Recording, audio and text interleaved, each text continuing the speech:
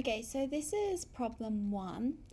In this problem, we've got a distant star system with a spherical planet, and on the surface of the planet, there's an advanced life form which drops an object from rest. So it's from rest. So the initial speed when it's dropped is 0 meters per second, and it's dropped from a height of 10 meters above the ground, and it takes 1.50 seconds to reach the surface of the planet, and they know that the radius of their planet is 4,000 kilometers. Now, in the first part of this question, we're asked to calculate the acceleration due to gravity on the planet. So to answer this one, we're going to need to remember back to our kinematic equations. So we know that S, the displacement, is equal to ut plus a half at squared. Now in this case it's being dropped from rest, so u is 0, so this term is 0, and what we're trying to find is the acceleration, as the acceleration is just the g that we're trying to find.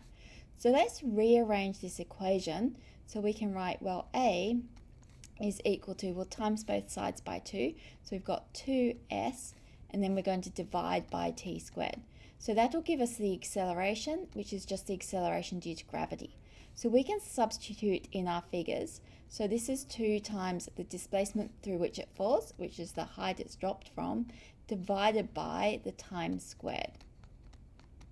And so solving this on the calculator, we get 8.889 meters per second, which we should just give it to 3 significant figures. So 8.89 meters per second is the acceleration due to gravity on that planet.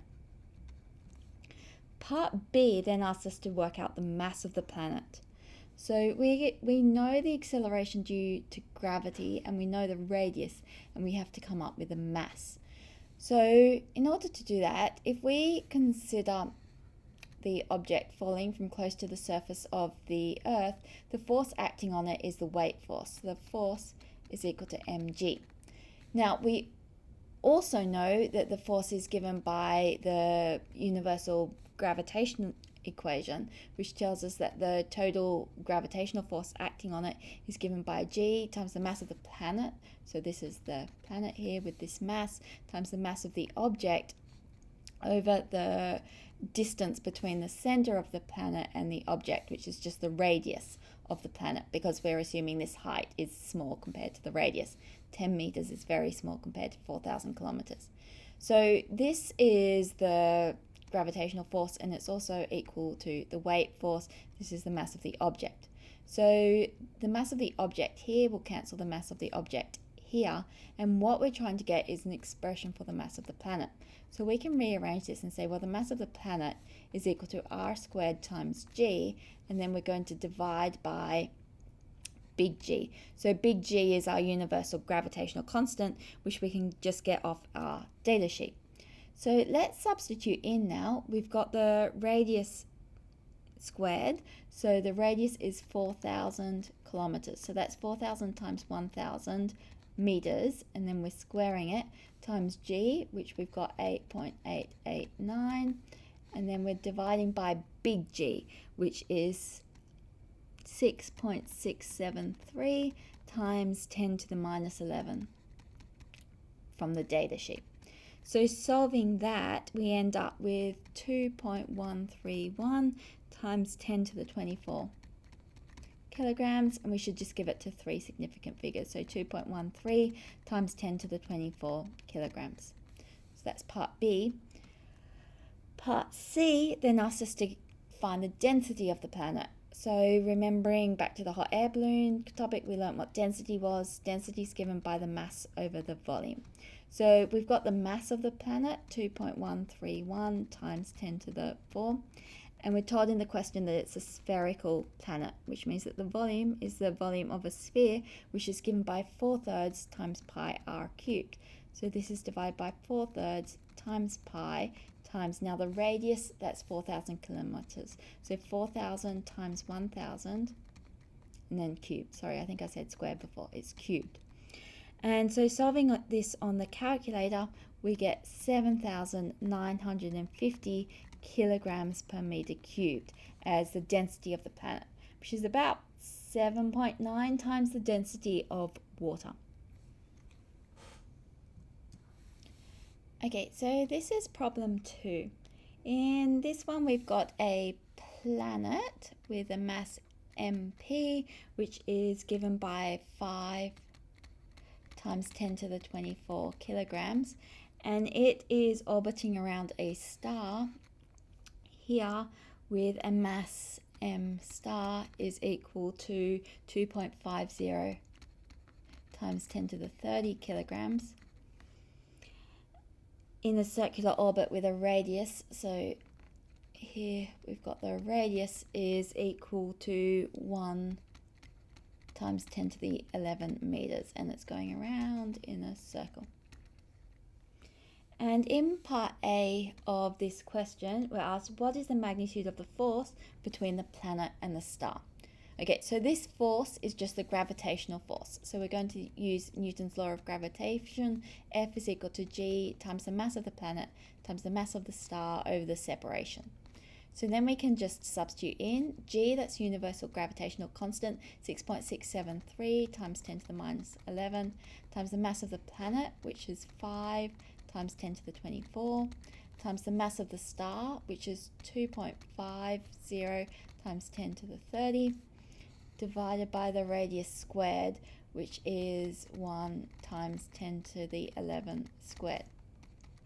So solving this, we get 8.34 times 10 to the 22 newtons. Now in part B of the question, we're asked what is the speed of the planet as it orbits the star? Okay, so to do this one, we're going to need to remember a bit about circular motion. So this planet's undergoing circular motion. So we know that the centripetal force is given by the mass of the planet times v squared on r. Now this centripetal force is caused by the gravitational force. These are in fact the same force. So this is equal to the 8.34 times 10 to the 22. So we are trying to work out what this v is. So we have, well, v squared is equal to r times 8.34 times 10 to the 22 divided by the mass of the planet. So we can substitute in the numbers there. We've got 1 times 10 to the 11 times 8.34 times 10 to the 22 divided by the mass of the planet, which is 5 times 10 to the 24. And this is equal to 1.67 times 10 to the 9. And so we take the square root of that to get our speed. And our speed is equal to 4.08 times 10 to the 4 meters per second. So now we've got the speed. And in part C, we're asked, what is the orbital period of the planet? Okay, so the orbital period, that's how long it takes to do one complete circle.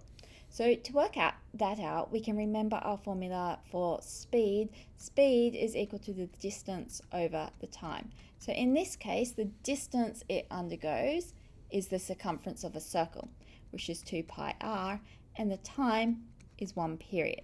So this period is what we're trying to find. So the period is equal to 2 pi r divided by the speed, and we've got everything here. So we've got 2 pi times r, which is 1 times 10 to the 11,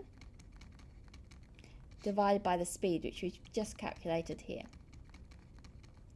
And so solving this, we get 1.54 times 10 to the 7 seconds is the period for our planet. Part D then says if another planet were to orbit the same star at an average distance of twice the radius given above, okay, so the distance for the second planet is equal to 2r, what would be the period of the second planet? Okay, so to answer this one, we can use Kepler's third law, which tells us that the radius cubed over the period squared is constant. So we can say, well, r2 cubed over t2 squared is equal to r1 cubed over t1 squared. And what we're trying to find is t2. So let's say, well, T2 squared is equal to T1 squared times R2 cubed over R1 cubed. But R2, well, this is R2, is D2 is 2R. So we can write this as T1 cubed, and R2, that's 2R, and R1, that's R. That was from here, R. And then this is cubed. So those R's all cancel out, and 2 cubed is 8.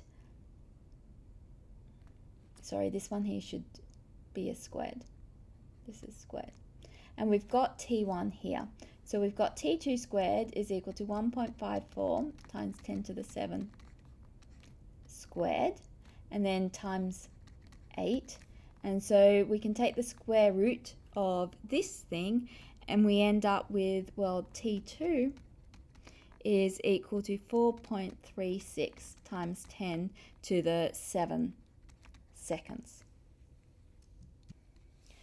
Okay, so this is problem 3. In this one, we're told to assume that a star can be modelled as a perfect black body with an emissivity equal to 1. And consider a star with a temperature of 6,000 kelvins. And it's got a radius of 7 times 10 to the 8 meters. And in part A, we're asked, what is the wavelength at which the star emits the greatest amount of radiation? So to answer this one, we're going to need to use Wien's law, which tells us that the wavelength at which the maximum radiation is emitted times the temperature is equal to 2,898 micrometers kelvins. Okay, so what we're trying to find is this lambda max. So we've got lambda max is equal to 2,898. Now let's get rid of the micro. That's times 10 to the minus 6 meters times kelvins. And then we need to divide by the temperature. Now we're told up here that the temperature is 6,000. So I'm going to write the 6,000 in there. And then we can just evaluate this. And this is equal to 4.83 times 10 to the minus 7 meters.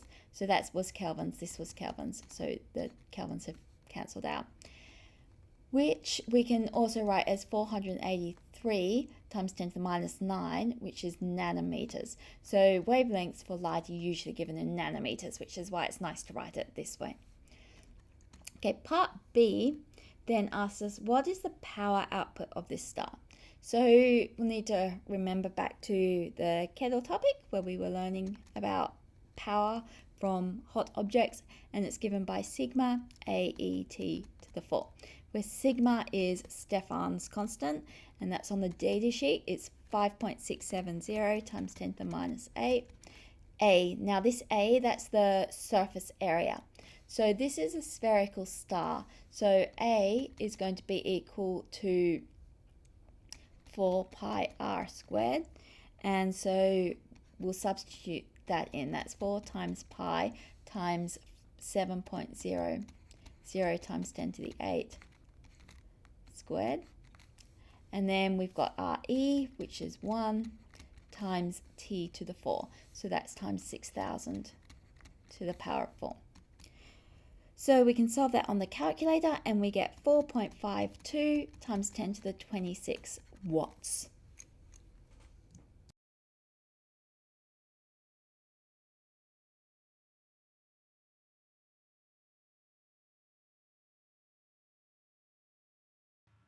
Question 1 is all about the escape velocity from objects, and we're told that the escape velocity, v escape, is equal to the square root of 2g divided by r. We're also told that the mass of the Earth is equal to 5.972 times 10 to the 24 kilos.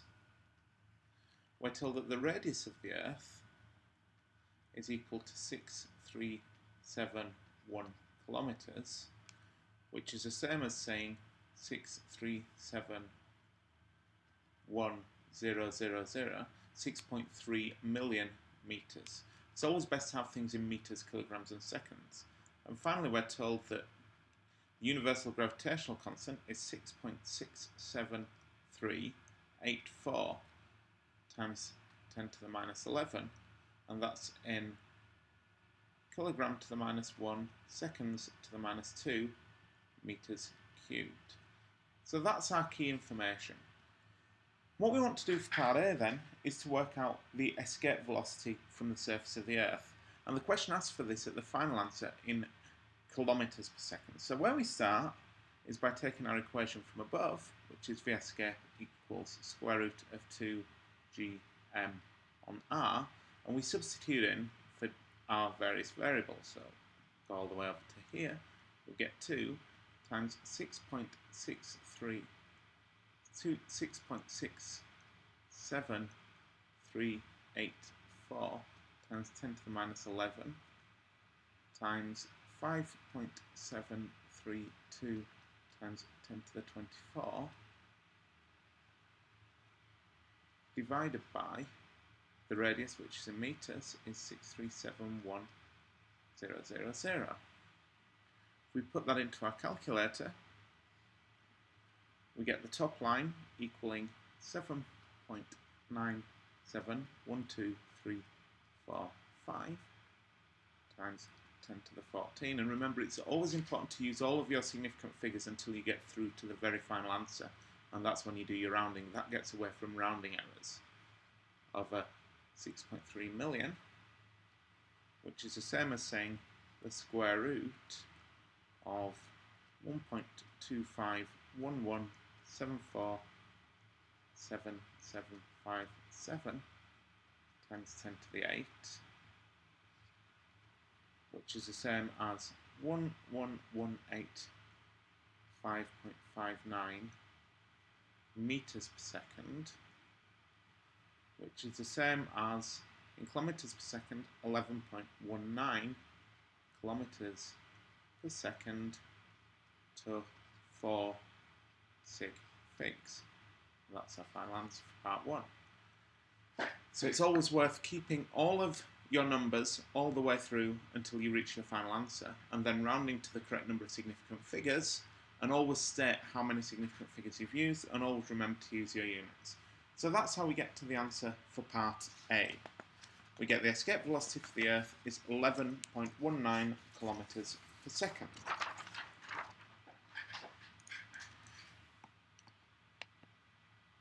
How about for part B? I'll just delete the working for part A now to make room.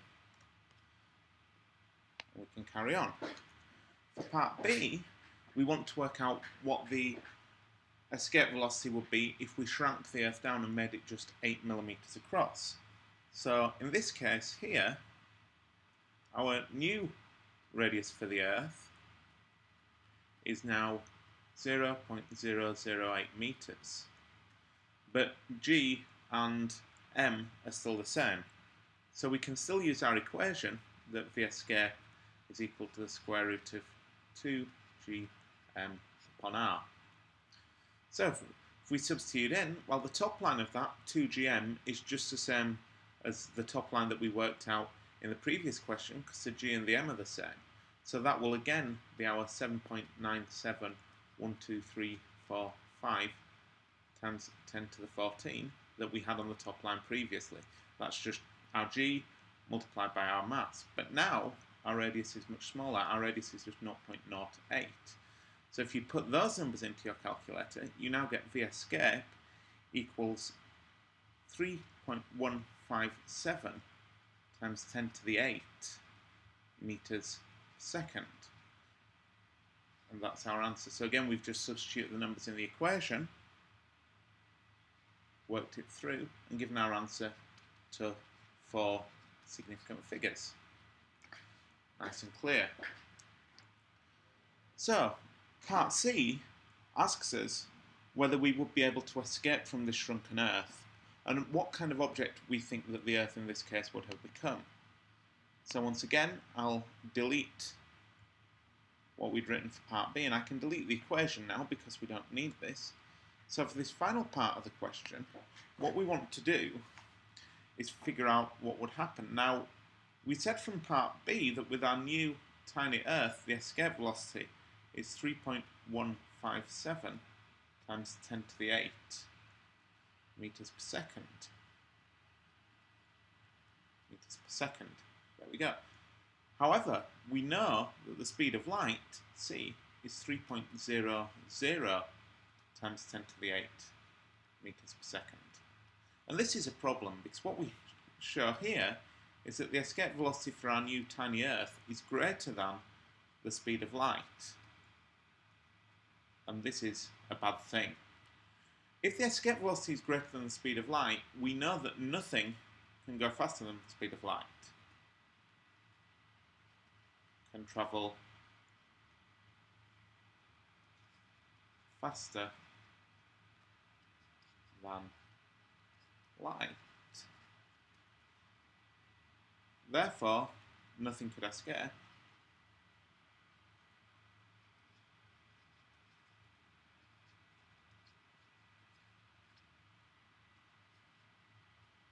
From the mini-Earth.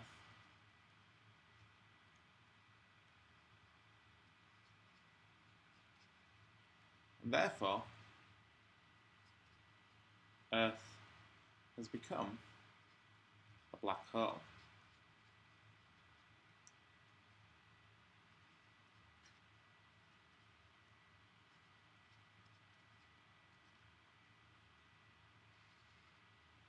And that's the key point there. The point is, the escape velocity for an Earth that would be shrunk down to 8 millimeters in diameter would become greater than the speed of light. And once you have to travel faster than the speed of light to escape from an object, nothing could escape no matter what it was. Not even light could escape, and light's travelling quicker than anything else in the universe. Because not even light can escape, that's why we call an object a black hole. So in this case, we'd say that the Earth has become a black hole. And that's everything you needed to do for question 1.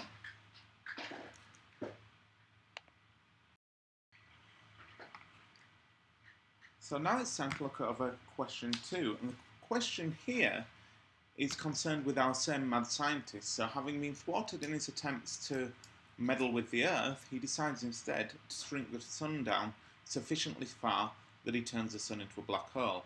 And the question is asking us what effect this would have on the Earth's orbit around the Sun.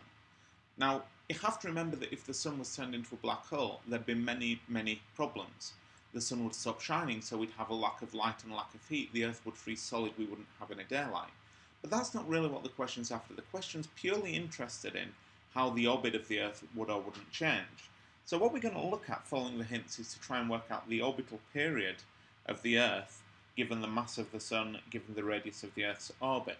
In order to do this, we have to use the equations that we worked out earlier on in the lecture. So I'll just run you through that derivation again, because I think it's quite a useful place to start.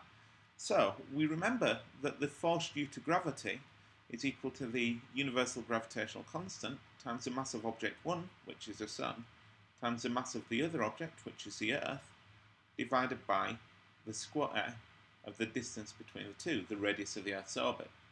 That we can equate to the centripetal force, which is equal to the mass of the Earth, times the radius of the Earth's orbit, times the angular frequency of the Earth's orbit squared. What we also know is that angular frequency is equal to 2 pi times the frequency, which is the same as saying 2 pi divided by the period. So now we can bring these together to derive the relationship between the radius of the Earth's orbit, the period of the Earth's orbit, and the mass of the Sun. So what I'm going to do is cancel these two m's out here firstly, which gives us a slightly simpler thing to work with. We get g m Sun over radius of the Earth squared equals the radius of the Earth times omega squared, and omega squared is 4 pi squared divided by t squared for the Earth. Now we're almost there. We can divide through by the r squared, taking it across here, and then we just need to flip things over. So in fact, it's easier to see this than the other way around. We'll instead multiply this by t Earth squared to take that over to the other side. We'll multiply by r Earth squared to take that across to the other side. We'll divide by g m Sun, and that'll give us our final equation almost. So doing all of that gives us t Earth squared equals 4 pi squared, radius of the Earth cubed, because we've got the radius squared and the radius here, divided by gm sun. And that's almost our final equation. We'll just take the square root of both sides, which will give us T Earth equals square root of 4 pi squared radius of Earth cubed divided by gm sun. And that's our final equation. So that's the equation linking the orbital period of the Earth here with the radius of the Earth and the mass of the Sun. And that's the equation we're going to be using here in order to answer question 2. So I'll just clear the screen and then I'll go through the maths and we'll work out what the orbital period of the Earth should be using this equation. Now obviously you all have an idea what the orbital period of the Earth is because you know the Earth goes around the Sun once per year. So we have a rough idea what kind of number we should be expecting anyway. But let's actually work it out. Let's work it out. We get that the period of the Earth's orbit equals the square root, this is the equation we got before, of 4 pi squared radius of Earth's orbit cubed divided by gm sun. And we're told in the question that the mass of the Sun is equal to 1.989 times 10 to the 30 kilograms. We're told that the radius of the Earth's orbit is equal to 149.6 million, so times 10 to the 6 kilometers, which is the same as 149.6 times 10 to the 9 meters, because you have 1,000 meters for every kilometer. And finally, we remember that from the previous question, G is 6.67384 kilograms to the minus 1 seconds to the minus 2 meters cubed. Make that minus be clearer. So that's all the variables we need. We can now start substituting in. So put a line there. So if we substitute these in, we get T for the Earth equals the square root of 4 pi squared times 149.6 times 10 to the 9 all cubed divided by 6.67384 times 10 to the minus 11. Sorry, G should have here times 10 to the minus 11 in it. Always double check your variables when you're putting them in, always really important. If I hadn't spotted that mistake, we'd have got an answer very, very different to the one that we're expecting.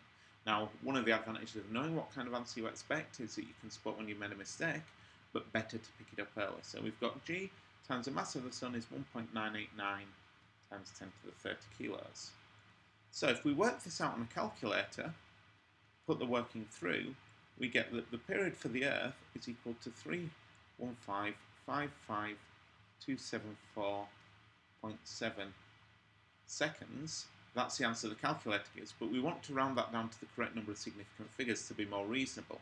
Now all of the numbers in the question are given to 4 significant figures, so our final answer here is 3.156 times 10 to the 7 seconds, which is to 4 significant figures. That's our final answer there. So that gives us the orbital period for the Earth around the Sun, using the equation that we just derived. Now what we'd like to do here is a quick sanity check, just to check that that number makes sense. Now we know that 1 year is equal to 365 days. What we can do is work out this time in days and see how that compares. So if we put time in days is equal to 3.156 times 10 to the 7 divided by the number of seconds in a day, 24 hours times 60 minutes times 60 seconds. If we work this out, we find that our answer for the number of days this takes is 365.2 days. That's the number of seconds the Earth takes to go around the Sun divided by the number of seconds in a day gives us the number of days that the Earth takes to go around the Sun.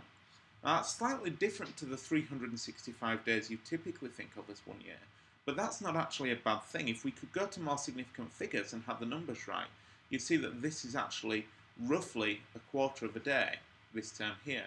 And that's the reason that we have an extra day every 4 years. We have a leap year, because the true length of the year is not exactly 365 days, but is about 365 and a quarter days. And we've just worked that out, so inadvertently, we've proven why the Earth needs leap years. And that's a good sanity check. We've shown that the numbers we've worked out tally with what we expected, and it's always worth doing that. So, we now know the orbital period of the Earth around the Sun, as the Sun is today. What the question is asking is what difference it would make to the Earth's orbit if you changed the physical size of the Sun. So, we have our equation, or we will have our equation. So we have our equation that t, the orbital period for the Earth, is equal to the square root of 4 pi squared radius of the Earth's orbit cubed divided by g times the mass of the Sun. Well, now that the guys turned the Sun into a black hole, what of this has changed? The mass of the Sun, well, the mass is still the same before and after. So the mass of the Sun is unchanged. The radius of the Earth's orbit is also unchanged. He's done nothing to the Earth to change it. If the mass hasn't changed, the radius hasn't changed, the universal gravitational constant is still a constant and pi is still constant. If these things haven't changed, therefore, the period of the Earth's orbit will not have changed. Since the period of the Earth's orbit is purely a function of its radius and the mass of the Sun. So in other words, by turning the Sun into a black hole, the guy hasn't altered the Earth's orbit one bit. In terms of the gravitational pull of the Sun, nothing's changed. He's just shrunk the object down. The mass is the same, so the acceleration is the same. Now, like I say, him doing this nasty thing to the Sun would have many other problems for the Earth, not least of which would be the cessation of solar radiation, the lack of light coming from the Sun, the fact the Earth would freeze. But at least in terms of the Earth's orbit, nothing would have changed. Now to the answer to question 3. So question 3 is mainly based around the understanding. So I'm going to go through the answer to part A probably in more depth than you would need to so that we can fully explain things. So, if you've got two planets orbiting a star, let me try that again. So, question 3. If you have a planet orbiting around a star, you actually have the star and the planet orbiting around their common centre of mass. Like this. It's like a seesaw. The star and the planet must balance, so that means that the star follows an orbit of radius r star around that centre of mass, while the planet follows an orbit r planet, also around that centre of mass. And the distance from the star to the planet equals the distance of the star from the centre of mass plus the distance of the planet from the centre of mass. So that allows you to visualise how they're going around. If you increase the mass of the planet by a factor of 10, mass goes up by a factor of 10.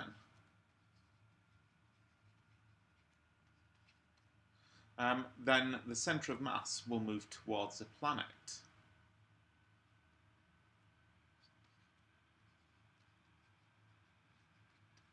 So all else being equal, radius of star increases by a factor 10.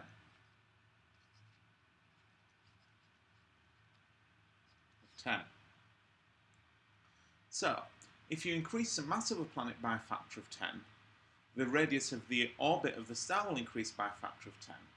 The two are still separated by the same distance, so their orbital period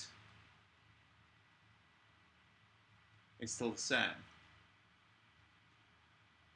So So this means that the star is going round a circle 10 times bigger in the same time. Therefore, the velocity of the star increases by a factor 10. And that's what we measure with the radial velocity. So if you increase the mass of the planet by a factor of 10, you'll increase the velocity that the star wobbles at by a factor of 10 if the planet's on the same orbit. However, we're not just in this case changing the mass of the planet, we're also changing its distance. So I'll just make a note in the top right that, hang on, I'll just make a note up here that if the mass goes up by 10, velocity up by 10. Now we're going to have a look at what happens if you increase the orbital period of the planet. So again, thinking of our seesaw, we know from Kepler's law that the ratio of the period squared to the radius cubed is the same for two different planets going around a star. So we can say that T1 squared over R1 squared is equal to T2 squared over R2 cubed. Sorry, T1 squared over R1 cubed is equal to T2 squared over R2 cubed. So what we know is that T2 in our case is equal to 3 times T1. What does that do to the radius? So what we're working out here is how the radius would change if you keep the mass the same, how the velocity would change if you keep the mass the same but change the radius of the orbit. So we can rearrange this equation here to work out R2. R2 cubed equals R1 cubed times T2 squared divided by T1 squared.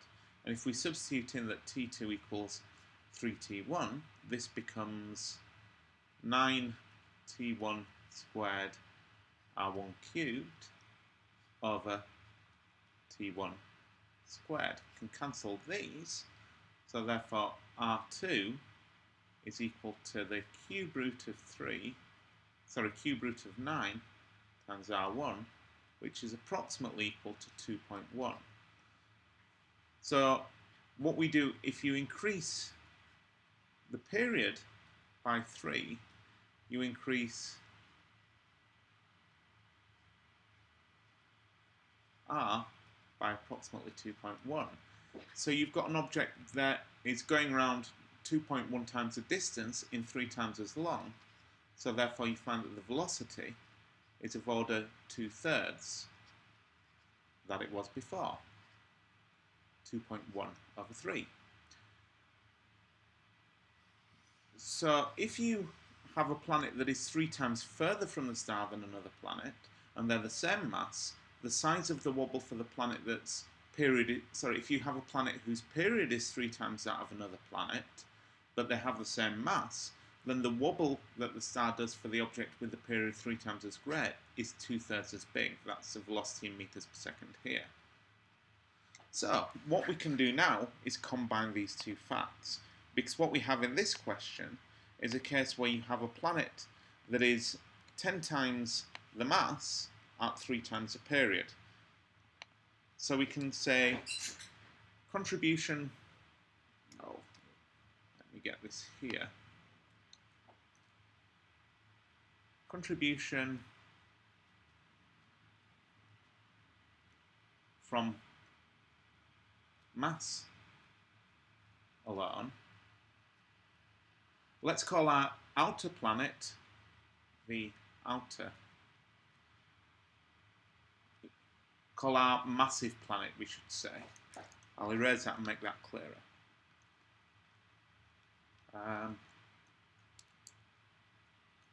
The wobble velocity for the massive planet is equal to 10 times the wobble for the lighter. And in terms of distance, with no mass, the wobble for the outer is equal to approximately 2/3 the velocity for the inner. So if you combine these, if you've got something massive outside,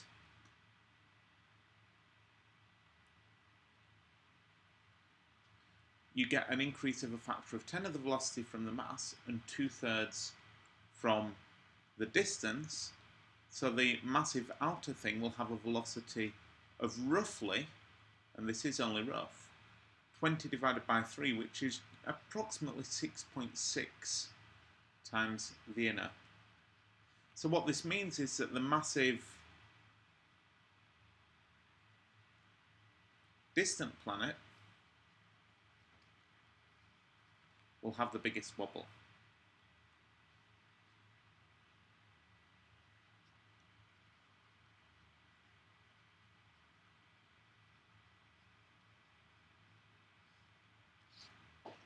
So, that's a complicated way of talking you through, but hopefully you can see the thinking behind it. You wouldn't need to go into all of that working there for part A, but it is well worth getting your head around it in order to be able to do part B. So what you find is that the magnitude of the velocity for the massive planet on the outside is 6.6 v inner. So, what I'll do is I'll clear the screen now for us to look at B, and I'll just keep a note of that 6.6 times the inner velocity. So what we said was that for part B we know that the amplitude for the big distant planet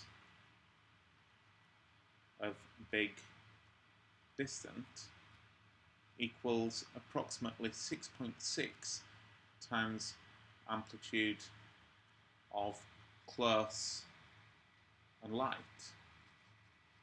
And we also know that the period of the big distant one is equal to 3 times the period of the close and light one. 300 days versus 100 days. So between those two bits of information, that allows us to sketch the radial velocity contributions for the two planets in scale to one another. So we want to draw our axes first. So I'll go here. We can go here.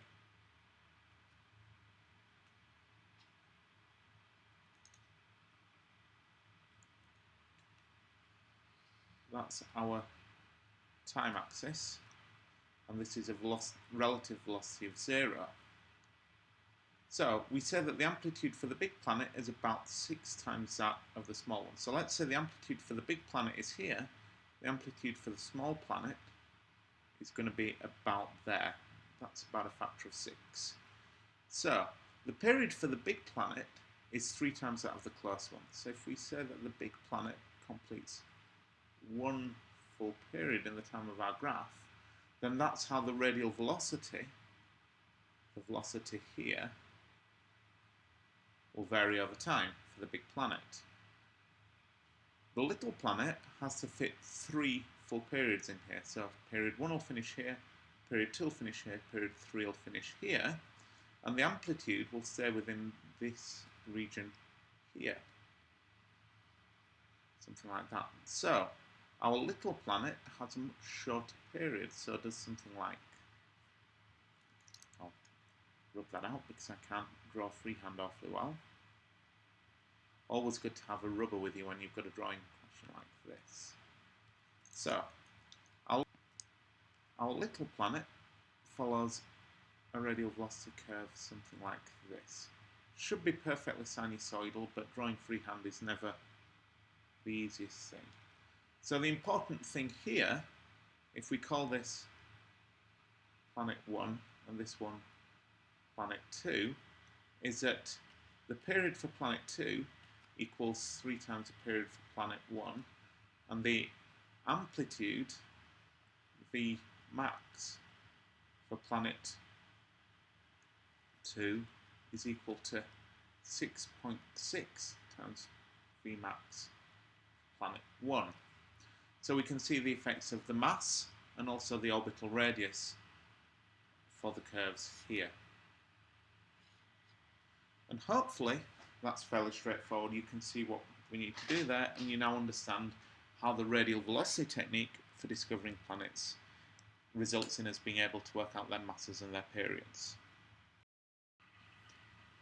So now we're going to take a look at question 4. Question 4 is looking at the lifetimes of different stars, trying to illustrate the point we made in the lecture that stars with different masses have lifetimes that vary dramatically. So what we've done for this question is pick out some of the most familiar stars in the night sky for the first two parts of the question, and then two stars with which people are less familiar but which are particularly spectacularly massive or relatively small. And this should give you an idea of the full variety of stellar lifetimes. Where we're going to start though is by the relationships we mentioned in the lecture, just to remember the equations. So we said that the brightness of a star, the luminosity, is proportional to the fourth power of the star's mass. That varies a little depending on the mass, but it's a fairly good approximation. The amount of fuel a star has is simply proportional to the mass of the star. And the star comes to the end of its life when it's burned all its fuel. So the lifetime of a star is going to be proportional to the amount of fuel divided by the rate at which it burns the fuel, which is its brightness or luminosity, which therefore means that the lifetime of the star is going to be proportional to 1 over its mass cubed. And that's the relationship that we're going to be using. Now we can turn this into an equality if we know a value of t and a value of m. We can say that the lifetime is equal to a constant we'll call c divided by m cubed. That's turned our proportionality into an equation. We therefore can say that the constant is equal to the product of the time, the lifetime, and the mass cubed. We've just rearranged that through. For the Sun, we know that t is 10 billion years, which is 10 to the 10 years. And to keep it simple, we'll work in units of the mass of the Sun. So for the Sun, the mass is 1 solar mass. So putting these numbers into this equation gives us constant equals 10 to the 10. And it does have some units. It have units of years times solar masses cubed. So that's our constant. So now we know the constant, we have an equation which we can use to work out these answers. This is going to be really, really useful. So let's plough through here. And so for part A of question 4, we're going to look at the lifetime of the bright star Sirius, which is the brightest star you can see in the night sky. And it's visible in the summer months here. It's already rising and very, very bright in October come 11 p.m. and every month it rises 2 hours earlier. So by the middle of summer, you'll be able to see the star very brightly nearly overhead. Now Sirius is a star that's very nearby, which is part of why it looks so bright in the sky, but it's also a fair bit more massive than our Sun. In fact, we know from the question that the mass of Sirius is about 2.02 times the mass of our Sun. So in order to work out the lifetime of Sirius, then we have our equation that the lifetime of a star is equal to our constant, which was 10 to the 10, divided by the mass of the star cubed. Now for Sirius, we've said that the mass of Sirius is 2.02 times the mass of the Sun. So therefore the lifetime for Sirius must be equal to 10 to the 10 years divided by 2.02 to the power 3, which if we work that out with our calculator comes out as 1.21 times 10 to the 9 years, which is equal to 1,210 million years. And that's to a sensible number of significant figures, even if I can't underline properly. The mass of Sirius was given to 3 significant figures here, so it seems reasonable to give the answer to the question also to 3 significant figures. Simply by doubling the mass of the star, we've reduced its lifetime by almost a factor of 10. Part B takes us further down this route. For part B, we're going to look at the bright star called Antares, which is the orange star at the heart of the Scorpion, the star Scorpius, the constellation Scorpius, which can be seen very clearly through the winter months in Australia, almost directly overhead. And if you get out in the winter months under a very dark sky, you can see the Milky Way running through Scorpius right next to the centre of the galaxy. It's really spectacular. Now Antares is a red supergiant star. It's a star that's much more massive than the Sun and is coming towards the end of its lifetime. What we're told in the question is that the mass of Antares is equal to 12.4 times the mass of the Sun. So we can use this again using our same equation to work out the expected lifetime for Antares. So the lifetime for Antares would be 10 to the 10 years divided by 12.4 to the power 3. Which again, if we work that through with a calculator, comes out as 5.24 times 10 to the 6 years, which is the same as saying 5.24 million years. And once again, we're given the mass to 3 sig figs, so the answer's to 3 sig figs here. What this is telling us is that because Antares is so much more massive than the Sun, it'll be equally much more short-lived than the Sun. We've increased the mass by more than a factor of 10, so we've reduced the lifetime by more than a factor of 1,000. Antares is a very short-lived star, and in fact at some point in the next million years, possibly sooner, Antares will come to the end of its life and explode as a massive supernova explosion, and will temporarily outshine the rest of the galaxy before dissipating off into space as a supernova remnant. So Antares is going to die very soon, and is a good example of a massive, short-lived star that you can see very easily with the unaided eye. Now for part C, we're looking at a star that's thought to be the most massive star known. It's highly unstable. It's a star called, with a fabulous name, R136A1. And the mass of this star is thought to be 265 times the mass of the Sun. And that mass is so high that we don't think the star is stable, that it will fall apart very quickly, that it just won't work, won't survive long term. But we can see roughly why if we work out its lifetime. Here we have a lifetime of 10 to the 10 divided by 265 cubed comes out at just 537 years. That's right. If all the big approximations that we made to derive this equation are true, this star will have a lifetime shorter than 1,000 years. Now that's unfeasible, that's a little bit unpredictable. It's showing us where our ideas are breaking down a little bit, but it is highlighting how very, very unstable this star is. So that's a nice example to work with. The final one is to look at the mass of Proxima Centauri. Proxima is the closest star we know of to the Sun, and it's tiny, it's just 0.123 times the Sun's mass.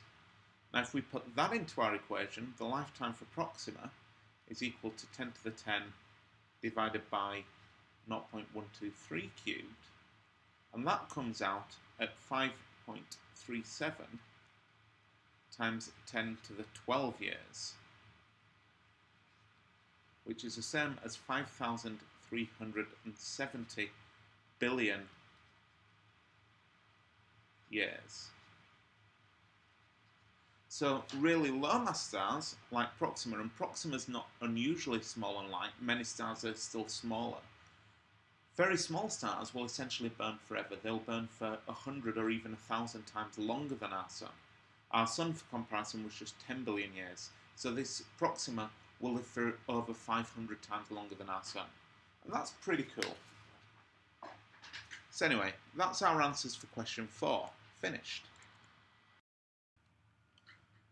Hey folks, so for this final question, question 5, we're going to learn something about comets. And I'm using the example of a spectacular comet called Comet McNaught that was visible from Australia back in 2007.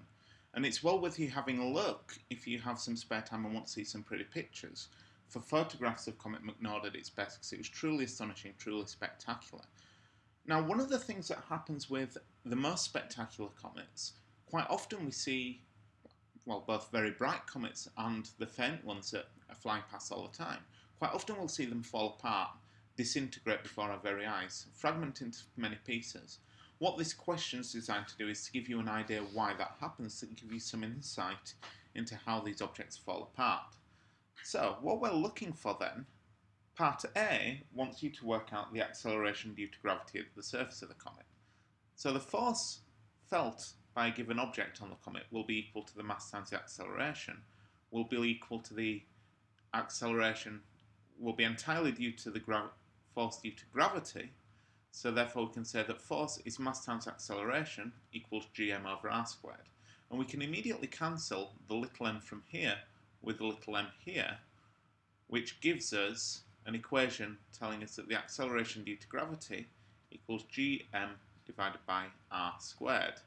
We know again from before that g equals 6.67384 times 10 to the minus 11 kilograms to the minus 1 seconds to the minus 2 meters cubed. We know that for our comet, the mass, it's very badly constrained. We're only giving it to one significant figure. We're told that the mass is 10 to the 12 kilograms. And we are also told that the radius of the comet is just 5 kilometers. That's of the nucleus of the comet. And that's the same as 5,000 meters. So we should remember here that all of the numbers we've been given, except for the universal gravitational constant, are to one significant figure. So our final answer should also be to one significant figure. So our acceleration then is equal to the universal gravitational constant, 6.67384 times 10 to the minus 11, times the mass of the comet, 10 to the 12, divided by the radius squared, which is 5,000 meters squared. If we work that out on a calculator, that gives us 0.0000266,953 meters per second squared. Now that's way too many significant figures. We've got no justification in giving 6 significant figures here when the numbers are given to 1. So what we want to say for our final answer is that the acceleration then is equal to 3 times 10 to the minus 6 meters per second squared to one significant figure. So in other words, the acceleration that you would feel were you on the surface of this comet is absolutely minuscule. It's just 3 times 10 to the minus 6 meters per second squared. So that tells you something about the gravitational pull of the object, which is small. What part B asks you to do is use the equations we saw at the start of this problem set to work out the escape velocity for the comet. So that's what we're going to do now. We'll work out how fast you have to be moving before you would leave the surface of the comet never to return. You'd escape into space.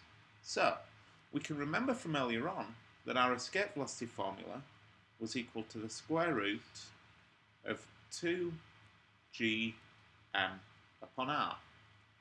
So if we substitute in the values we have for gm and r, we get that the escape velocity is equal to 2 times 6.63, my apologies, 673, 2 times 67384 times 10 to the minus 11 times 10 to the 12 for the mass of the comet, divided by 5,000, which is its radius in meters. If we work that out on a calculator, we get that the escape velocity is 0.16337 ... as many significant figures as your calculator gives you, meters per second, which again to one significant figure is just 0.2 meters per second to one sig fig. So in other words, if you were stood on the surface of this comet and you made a snowball and you threw it at just 20 centimeters per second, much slower than walking speed, that snowball would fly off into space never to return. It would escape from the comet. So the final part of this question wants you to use the two answers that we just derived, that we just obtained, to talk about why comets fall apart so easily. So let's restate the two answers. Firstly, we have for this particular comet, the escape velocity is approximately 0.2 meters per second, which is 20 centimeters per second. It's very low. We know that the acceleration at the surface is also very low. It's just 3 times 10 to the minus 6 meters per second squared. That's vanishingly small. So this is telling us two things, which are both pretty much linked together. So that the low acceleration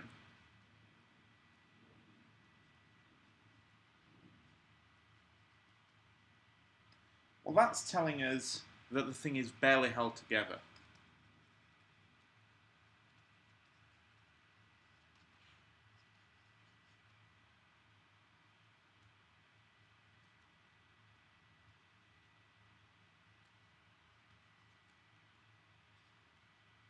barely held together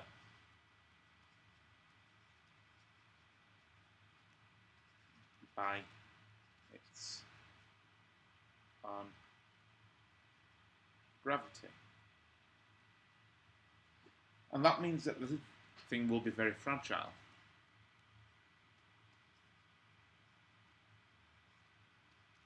You don't need to give it much of a nudge before it gets disrupted, before it fragments.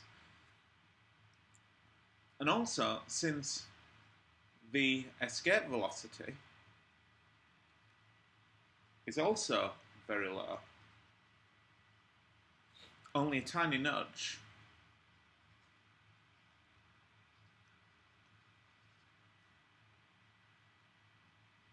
or a push is needed for things to escape.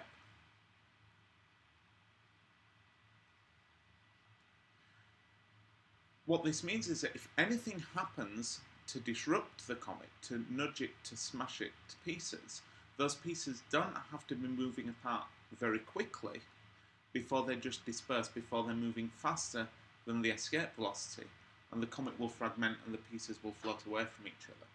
And this is what we observe. We observe a comet, like a cometary nucleus. Something happens to disrupt it. Solar radiation comes in, causing material to be flung away from it here, causes a comet to crack open. As soon as you have two halves of the comet which have been broken apart, there's a little bit of activity here as some of the surface boils up, and that gives this part a push in that direction, this part a push in this direction, with very slow velocities, but those very slow velocities are greater than the escape velocity, and so these pieces drift away into space and separate, and the comet has fragmented. Sometimes comets fragment into just 2 or 3 pieces. Other times they fall apart into many pieces or just totally disappear from view. If you wanted a couple of examples to look at for further reading, if you find this interesting, 2 good examples that you could look at, let me just delete this and I'll give you the names. For more, you might want to look at the story of Comet Biela, which is now a dead comet, which is the parent of a meteor shower that used to be seen called the Andromedids. Or Andromedids, actually, I think. There it is. That's one very famous example of a comet splitting. There's also Comet West, which was very spectacular back in the 1970s, or the comet that hit Jupiter back in 1994, Comet Schumacher-Levy 9. All of these comets broke apart for different reasons. Comet Schumacher-Levy 9 was torn apart by the gravity of Jupiter, whereas comets West and Biela fell apart as a result of the heating of the Sun. The sun-grazing comets are also comets that fall apart due to the extreme gravitational pull as they swing very close to the Sun. So comets fall apart very often, and that quite frequently causes them to become very bright, very spectacular at the same time. And hopefully by working through question 5, you'll understand now why comets are such fragile, tenuous objects.